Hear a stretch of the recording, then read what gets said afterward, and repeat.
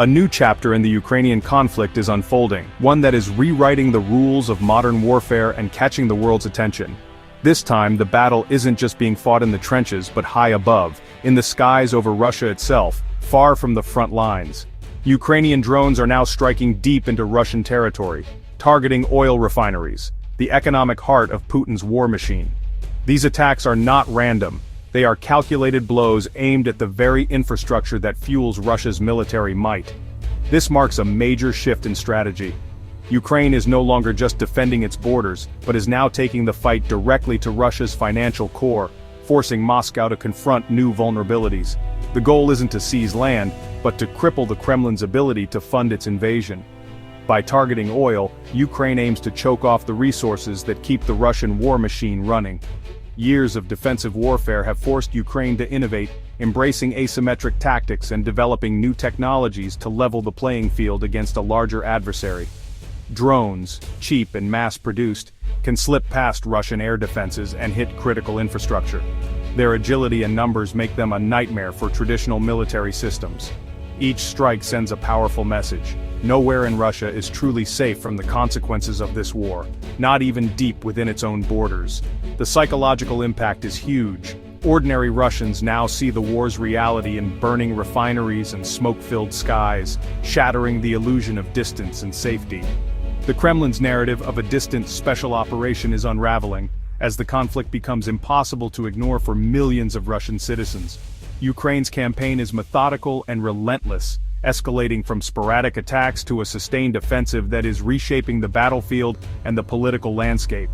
With help from volunteer hackers and intelligence teams, Ukraine pinpoints weak spots in Russia's vast infrastructure, using digital tools to guide physical attacks. They overwhelm Russian defenses with waves of drones, saturating the skies and making it nearly impossible to stop every attack. The mission is clear: dismantle Russia's fuel production, disrupt its logistics, and weaken its ability to wage war. By making the cost of war unbearable, Ukraine hopes to force a change, not just on the battlefield, but in the minds of those who support and sustain the conflict. Oil and gas are the lifeblood of the Russian state, fueling its economy and its military. These resources are not just commodities, they are the foundation of Russia's power, both at home and abroad. Refineries are where crude oil is transformed into the essential fuels that keep Russia running.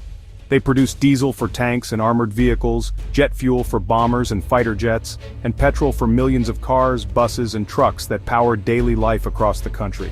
From bustling cities to remote villages, refined fuels touch every aspect of Russian society. Without these products, Russia's war machine would grind to a halt. Tanks would stand idle, planes would be grounded, and supply lines would collapse. Oil exports generated $189 billion for Russia in 2024, funding everything from soldiers' pay to new weapons. This revenue is the backbone of the state budget, supporting not just the military, but also public services and infrastructure. By hitting refineries, Ukraine is attacking the cash flow that sustains the war. Each successful strike disrupts production, reduces exports, and chips away at Russia's ability to finance its military operations. Every barrel lost is a direct financial blow to the Kremlin. The impact ripples through the economy, weakening the government's grip on power. Disrupting fuel supplies also threatens social stability. Shortages and price hikes can spark public anger. When people struggle to fill their tanks or buy basic goods, frustration grows, and unrest can follow. The Kremlin relies on cheap energy to placate its people. Now it faces tough choices between the front and the home front. Leaders must decide whether to prioritize the military or keep civilians satisfied. Russia's vast, aging network of refineries is impossible to fully defend. Many facilities are decades old, making them especially vulnerable to modern attacks. Ukraine exploits this, using long-range drones to strike vulnerable targets far from Moscow. These attacks can happen anywhere, at any time, keeping Russian defenses on constant alert. The result: Russia must stretch its defenses thin, exposing more of its critical infrastructure and making it harder to protect everything at once. At the heart of Ukraine's new strategy is the long-range attack drone, a symbol of rapid innovation. Ukraine now produces hundreds of drones daily, enabling swarm tactics that overwhelm Russian defenses. Some drones are repurposed Soviet bombs with modern engines, others are purpose-built kamikaze models. This diverse arsenal allows Ukraine to strike targets up to 1,600 kilometers inside Russia. International support, including EU funding, fuels this drone revolution. Volunteer hackers provide real-time intelligence by tapping into Russian CCTV, guiding drones with precision. Flying low and built from composite materials, these drones evade detection and interception. For every refinery Russia protects, many more remain exposed, keeping the Kremlin on constant alert.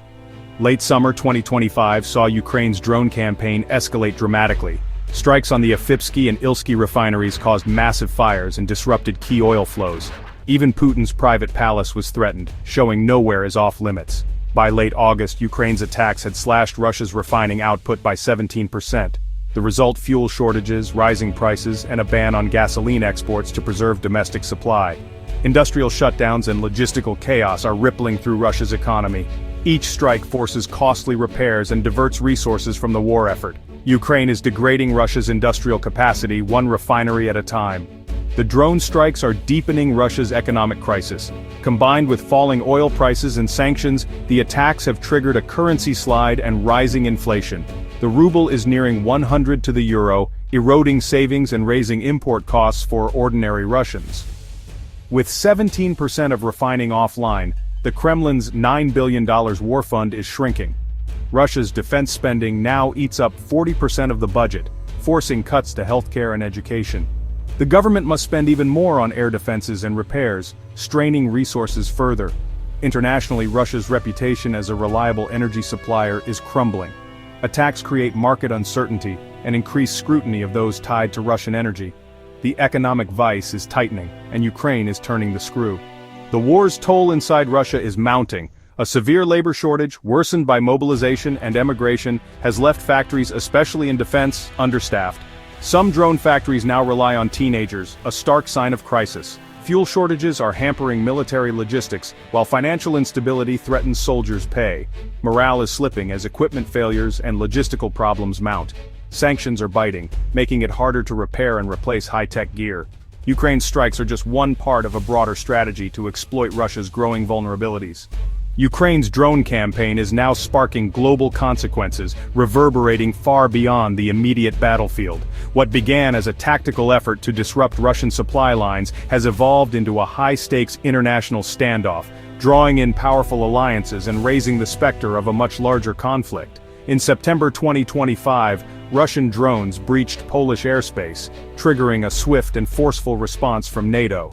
Fighter jets scrambled to intercept and shoot down the intruders, while radar operators tracked every movement with growing alarm. The incident marked a dramatic escalation, as the skies over Eastern Europe became a new front in the conflict. Poland immediately invoked Article 4, calling for urgent consultations among NATO members. The United States, standing shoulder to shoulder with its allies, vowed to defend every inch of NATO territory, sending a clear message of unity and resolve to Moscow. Russia, for its part, blamed the incident on electronic warfare gone awry, insisting it was an accident. But NATO leaders saw it differently, interpreting the breach as a deliberate test of the alliance's resolve and a warning of what could come next. Tensions soared overnight. Poland began moving troops and heavy equipment to its eastern border, reinforcing defensive positions and warning that Europe now faced its closest risk of war since the end of World War II.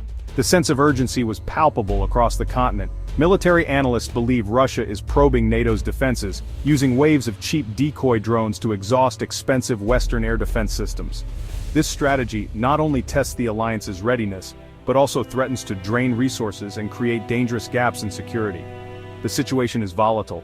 One miscalculation, one accidental strike, could spark a wider conflict that no one truly wants. Behind closed doors, diplomats and military leaders scramble to prevent escalation, but the margin for error is shrinking. Ukraine's innovative drone strategy has fundamentally changed the war, giving Kyiv new leverage and inflicting real pain on Russia's military and economy. Each successful strike shifts the balance, forcing both sides to adapt at a dizzying pace. But with every new attack, the risks grow. The world watches as fires burn in Russia, fearing that these sparks could ignite a far bigger and uncontrollable blaze, one that could draw in nations across the globe. The future remains deeply uncertain. Both sides are racing to adapt, innovate, and outmaneuver each other in a rapidly escalating conflict. As the stakes rise, the world holds its breath, hoping that cooler heads will prevail before it's too late.